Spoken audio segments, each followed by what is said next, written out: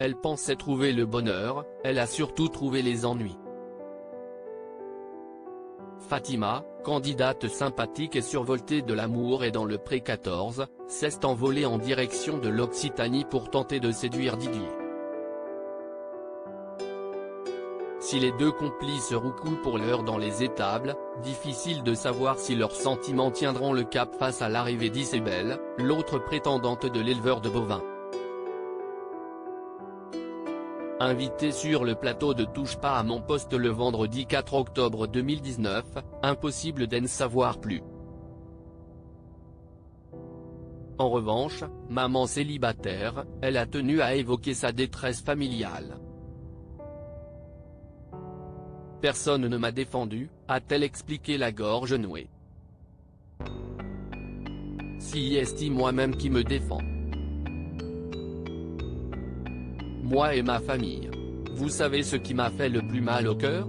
J'ai un enfant de 14 ans, il est souvent sur des sites. Ça l'a plus blessé lui que moi. La pauvre Fatima a effectivement été attaquée de toutes parts, et ce depuis sa toute première apparition à la télévision. Elle qui parlait très tôt de mariage, dès les premières minutes de son speed dating, a été accusée d'avoir participé à l'émission pour profiter de l'argent de Didier. Une version des faits qu'elle a farouchement démentie. Mais que son fils a pu lire sur internet en long, en large et en travers. La production m'a appelé une ou deux fois, savoir si tout allait bien. Je ne leur en veux pas, précise-t-elle. Mais je suis touchée. Maintenant ça va mieux. Mais pendant un moment il était mal. Plus que moi.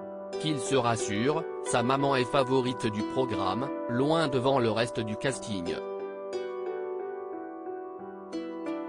Didier est-il vraiment vierge? Fatima assure que non.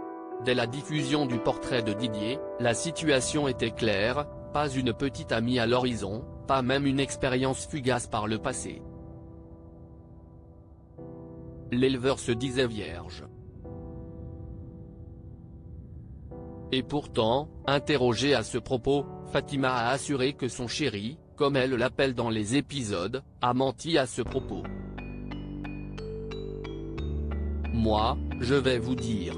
J'en ai discuté avec lui, il m'a dit que ce n'était pas vrai, qu'il avait connu des femmes, racontait-elle sur C8. Je lui ai demandé mais pourquoi tu as raconté ça? Et il m'a dit, je ne sais pas. Si est lui qui a dû dire qu'il était puceau mais il ne l'était pas. Il me l'a confirmé. Une chose est sûre, Didier n'est plus vierge de tout soupçon.